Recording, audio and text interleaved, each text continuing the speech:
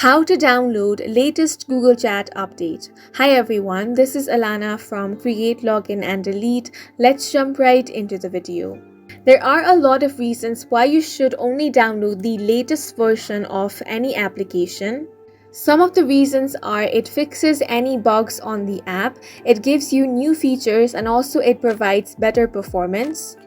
If you want to download the latest Google Chat update, all you have to do is follow these simple steps.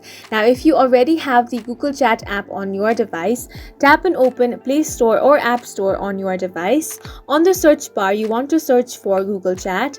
Here, if any update is available, you will have the option of update instead of open. Simply tap on the update option. Once you tap on it, the latest version of Google Chat will be downloaded in your device.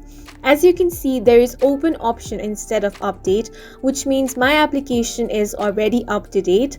However, there is still one way on how you can get the latest version. That is to uninstall the application. Tap on the uninstall button, then tap on the install button and download the latest version of Google Chat. Another thing that you can do is update the software of your device. Once you keep your software updated, it is automatically going to download the latest versions of the application automatically.